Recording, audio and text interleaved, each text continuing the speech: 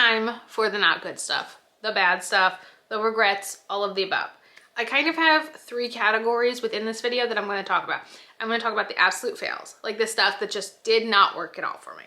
Then I'm going to go into the products that I regret buying. So they're not necessarily like the worst things I've ever tried, but I felt like my money could have gone better elsewhere. And then there's also going to be a category of things that just completely underwhelmed me. I don't know if I'm like missing it, but they just completely underwhelmed me. So we have 3 different categories within this video. And I say, let's just start with the worst stuff. So in this video, there's gonna be makeup and skincare and hair care, all of the above. So the first thing on this list was such a disappointment because I was so excited to get this. I got this in an Ipsy Glam Bag Plus, and I don't even think I chose this. Like, I think it was one of the items they chose for me, and it's from Murad. Who approved of this? I have gone through the orange tube of this 2 times. They have like a more like, I think it's like their vitamin C SPF. It's a wonderful product. These retail for like $80. This is their oil and pore control mattifying primer. I have no problem with any of that.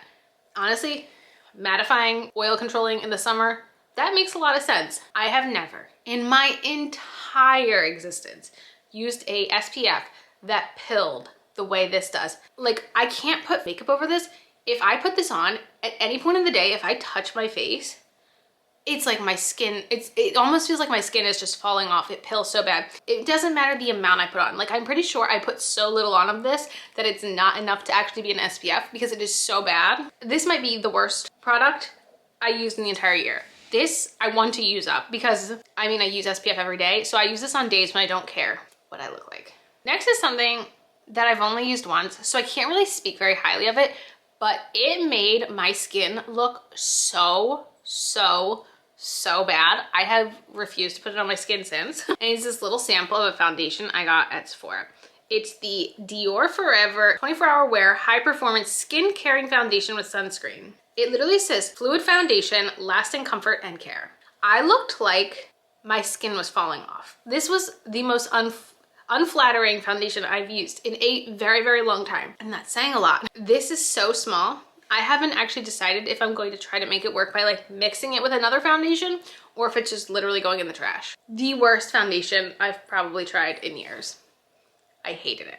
Okay, the next here I have is a mascara, and I was so excited to try this. This is a product from Rowan, which is a brand I've never tried before. I've always been very interested in trying their quads, but they're very expensive, and this was offered to me in Ipsy one time.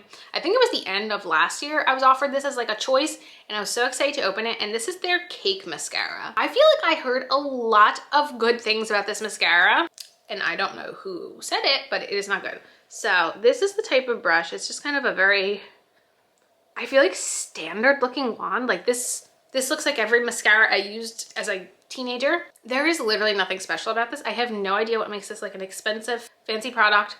It flakes, it smudges, it does all the things I don't want it to do.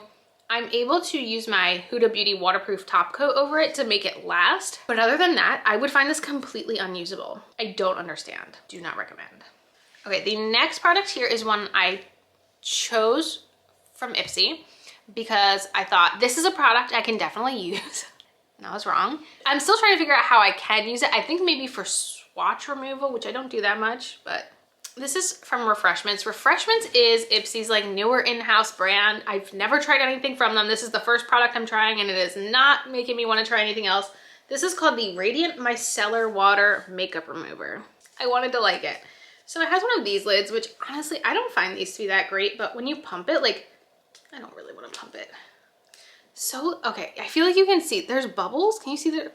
It's like soapy. Now what the heck am I gonna do with this? It's got this like weird soapy, bubbly consistency that I am not used to micellar water having. Like, I'm used to micellar water just literally feeling like water. It's got like a film to it. I don't find it removes anything. It really is just really bad. I don't know how else to say that this is really bad besides saying that this is just terrible. Okay, the next product here I have is an eyeliner. I've been on the hunt for a good eyeliner, and I found one from Julep that I really like. All I want is something to tight line with and not transfer. Easier said than done. I bought this one from NYX, and it was not what I was looking for. This is the NYX retractable eyeliner in the shade Black. It's just a very standard, like, just a pencil. Again, It transferred. It did not do what I wanted, so I do not recommend it. Okay, the next product I don't actually have with me, and it is from Herbal Essences, and it was this hair mask. I hadn't tried anything from Herbal Essences in a very, very long time. Like, I can't remember if I've had anything from Herbal Essences since I was a teenager. And I was like, you know what? Let's give it a go. Let's see if it's any good. And I did not like this hair mask. It didn't really have a scent. It just felt like a general conditioner. And I feel like even the consistency, like scraping it out of the pot, it was just like very lightweight. And I feel like usually like a really good hair mask is a little bit thicker when you scrape it out.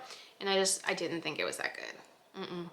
I also have tried a shampoo and conditioner this year from Cure, and I did not think they were good. It was part of their Smooth line. They were in like little blue bottles. I got them from Thrive Market, and I wanted to really like them, but they were unscented, first of all, and I didn't realize that, and it doesn't really market itself, at least that I noticed that it was unscented, but I feel like scent is such an important part for me when it comes to my hair care, and I just was very underwhelmed by the formula. I feel like the scent thing really threw me for a loop, and I just was so excited to get through them because I just wanted something that smelled good in my hair again. Okay, those were kind of like the worst products I tried this year. Now let's talk about the regrets. I do have on my list I have five regrets this year, and they're not in any particular order. They're not like the worst products. That's the thing, like they're not the worst products I've ever tried, but I didn't need them. Let's put it that way. The first here is probably out of all these, the biggest regret. The Too Faced Hangover Pillow Balm.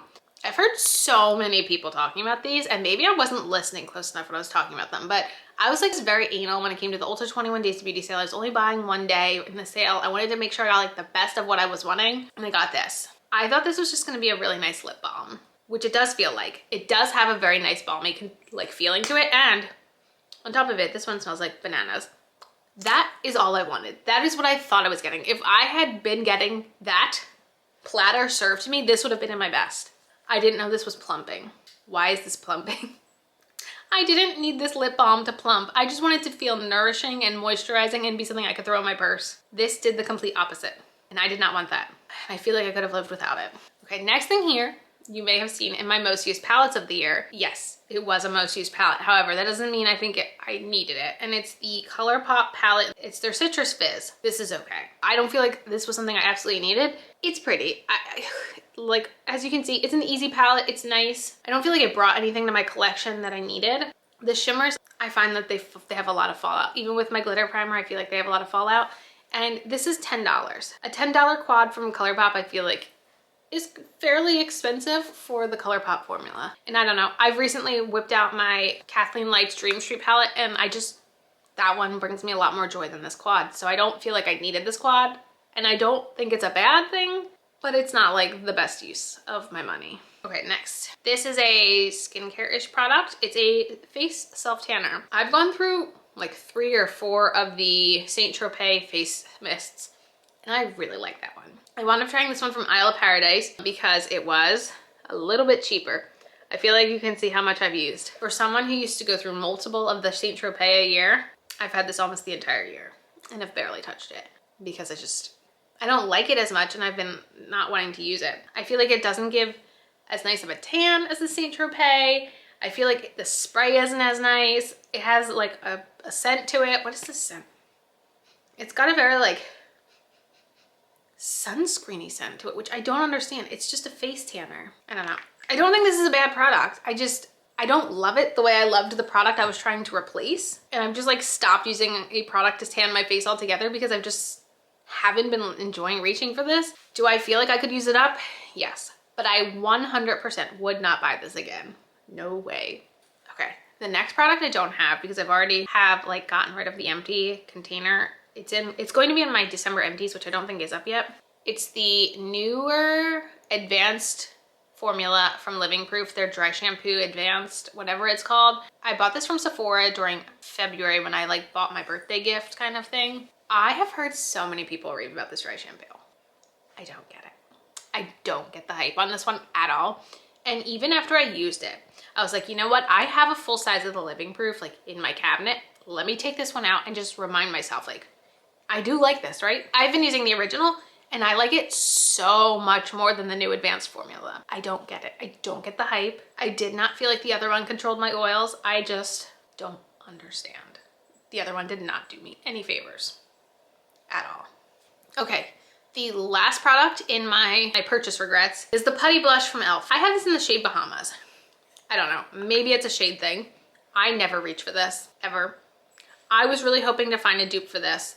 This is the old blush formula from e.l.f. I honestly thought they were just like kind of reformulating this, but this is old, this is new. Shades really aren't that different. This formula is much creamier and I feel like much easier to work with than the putty blush. I don't get the hype. And it's funny because I've watched a lot of people talking about the putty bronzer and it seems like people are very mixed on that one. It seems like a lot of people are very mixed on the putty blushes. This formula is a lot stiffer than the old formula, and I feel like the creamier the formula, the more manipulative, no, manipulative is definitely not the word, the more you can like work with it. You know what I mean? So I don't like the new formula over the old formula. Now I have 4 products. They're the last 4 products we're gonna talk about today. I don't think they're fails. I don't think they're regrets, but I don't really know what the dealio is with any of these.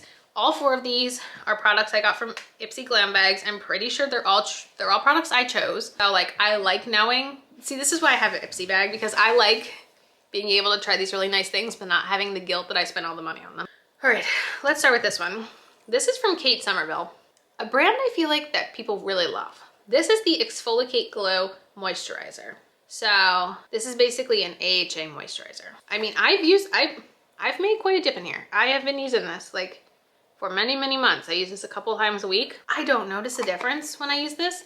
I also don't find it very moisturizing. Like I feel like if I use this alone as a moisturizer, it is not enough. So I personally don't get the hype. If you have this or you have used this or you're a really big fan of it, explain to me how you make it work so that it doesn't dry you out, because I find this very drying for a moisturizer. Okay, a makeup product here. Natasha Denona, this is their Cupid Cheek Duo. Now, this is like, I feel like one that they made specifically for Ipsy, because I think the original, there's like a pan embossing in this. I don't get the hype on this product.